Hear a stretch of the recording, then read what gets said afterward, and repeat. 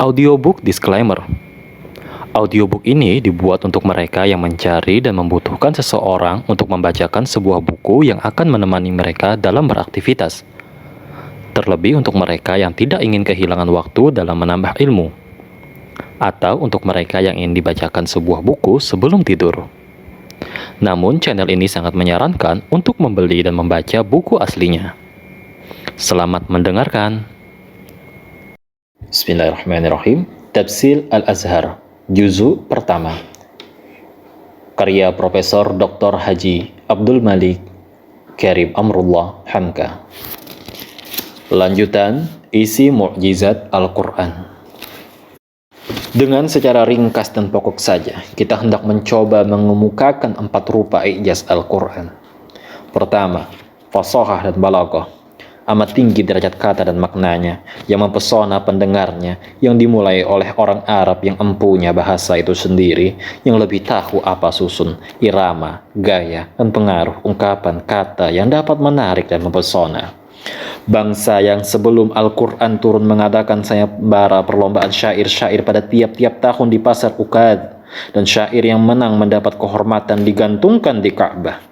Bangsa yang terdiri dari kabilah-kabilah, dan tiap kabilah merasa rendah diri kalau dalam kalangannya tidak ada ahli syair atau ahli pidato yang fasih, dan kalau mereka kagum terpesona oleh Al-Quran, bolehlah kita bangsa yang lain mempercayai kekaguman mereka itu.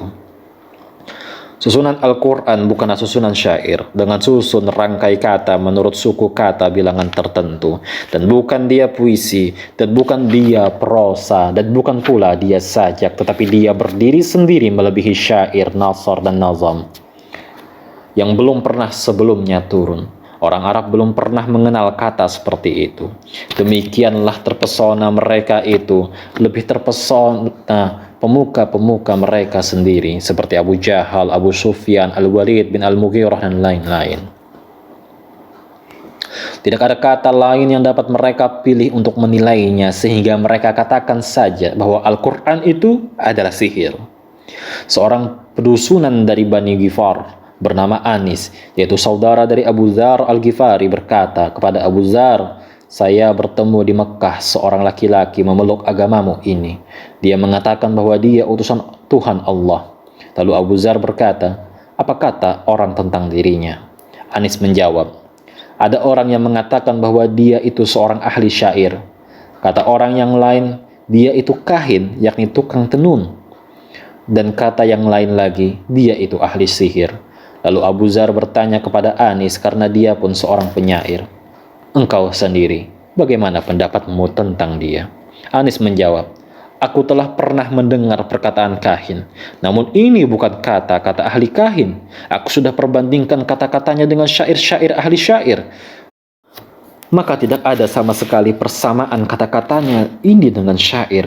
Pendeknya, demi Allah, dia adalah benar dan penyair adalah bohong." Kedua, Al-Quran banyak menceritakan berita tentang masa-masa telah lalu, berita tentang kaum Ad, Thamud, kaum Lut, kaum Nuh, kaum Ibrahim, kaum Musa, negeri Madian, cerita tentang kesucian Maryam dan kelahiran putranya Isa Al-Masih, tentang lahirnya Yahya bin Zakaria. Segala berita yang dibawanya itu benar, dan semuanya bertepatan dengan kenyataan yang benar, dan banyak persesuaian dengan cerita Ahlul Kitab. Sedang yang membawa berita Al-Quran ini dikenal oleh semua yang hidup sezaman dengan dia bahwa dia ummi, yakni buta huruf, tak pandai menulis, dan tak tahu membaca. Dan tidak pula pernah belajar kepada seorang guru. Dan masyarakat Makkah sendiri, tempat dia lahir dan dibesarkan, bukanlah masyarakat Ahlul Kitab, melainkan masyarakat menyembah berhala, bukan sebagai di Madinah yang dipengaruhi oleh Yahudi, dan bukan sebagai di Najran yang berpenduduk Nasrani. Meskipun kaum orientalis kadang-kadang mencari segala macam lobang, walaupun lobang paling kecil, untuk menegakkan teori bahwa Nabi Muhammad SAW pernah belajar kepada Ahlul Kitab, namun teori yang dibikin-bikin itu adalah laksana menegakkan benang basah. Berpikir yang benar hanyalah sampai kepada kesimpulan bahwa orang ini dan Nabi Muhammad SAW mendapat wahyu dari Allah Subhanahu wa Ta'ala. Di dalam Al-Quran sendiri, Tuhan bersabda kepadanya bahwa sebelum Al-Quran ini turun, dia belum pernah membaca satu kitab pun dan belum pernah dia menulis apa-apa dengan tangannya. Satu hal yang lucu telah kejadian. Di Makkah ada tinggal seorang pandai besi berasal dari negeri Rom, menerima upah membuat pedang. Orang itu tidak berapa fasih berbahasa Arab dan bukanlah dia seorang filsuf atau guru, meskipun berasal dari Romawi. Kepandaiannya hanyalah semata-mata menempa besi. Nabi Muhammad SAW pernah datang 2-3 kali ke bengkel tempat orang itu bekerja. Mungkin tertarik melihat kepandaiannya membuat pedang. Maka disebarkanlah berita oleh musuh-musuhnya ketika itu, berita bahwa Nabi Muhammad SAW belajar kepada orang Rom pandai besi itu. Berita inilah yang dibantah oleh Al-Quran dengan cara berpikir yang teratur di dalam surat An-Nahl, surat ke-16 ayat 103, bahwa Tuhan mengetahui apa yang mereka tuduhkan itu, yaitu bahwa Nabi Muhammad diajar oleh manusia, bukan wahyu dari Tuhan. Manusia itu ialah pandai besi orang Romi, padahal lidah Romi itu ialah lidah Ajami. Sedang wahyu yang turun ini adalah lidah atau bahasa Arab yang terang, yang jelas lagi fasih. Cobalah pikirkan dengan akal yang teratur.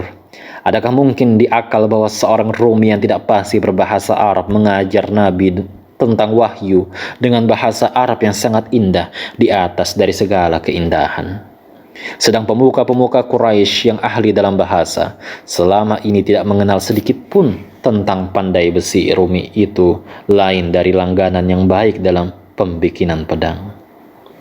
Ketiga, di dalam Al-Quran pernah diberitakan pula hal yang akan kejadian. Di dalam surat Rum, surat ke-30, di ayatnya yang permulaan diwahyukan kepada Nabi Muhammad SAW bahwa mulanya orang Rum kalah berperang dengan orang Persia. Tetapi sesudah beberapa tahun kemudian, orang Rum pasti akan menang kembali. Ketika orang Rum itu kalah di permulaan, musyrikin Quraisy bergembira hati, sebab orang Persia yang mengalahkan mereka adalah penyembah berhala pula. Sedang kaum muslimin bersedih hati, sebab orang Rum adalah pemeluk Nasrani, yang pada pokoknya bertauhid juga, artinya dekat dengan Islam. Tapi kedatangan ayat memberi kepastian kepada kaum muslimin bahwa Rum akan menang kembali tidak berapa tahun lagi. Bid'i sinina, artinya di antara 7 dan 9 tahun lagi, sampai Abu Bakar bertaruh dengan orang Quraisy beberapa ekor unta bahwa Rom pasti akan menang kembali. Dan setelah sampai waktunya, terjadilah kemenangan Rom dan kalahlah Persia. Abu Bakar yakin dan pasti menang, sebab dia yakin akan bunyi ayat ini. Ketika itu zaman Makkah belum ada larangan bertaruh, maka diterimalah kemenangan pertaruhannya. Demikian juga janji kemenangan menghadapi Quraisy di peperangan Badar. Dan demikian juga janji bahwa Nabi dan sahabatnya akan dapat melakukan umrah dengan aman sesudah perdamaian Hudaybiyah. Semua insya Allah akan bertemu di dalam suratnya masing-masing kelak.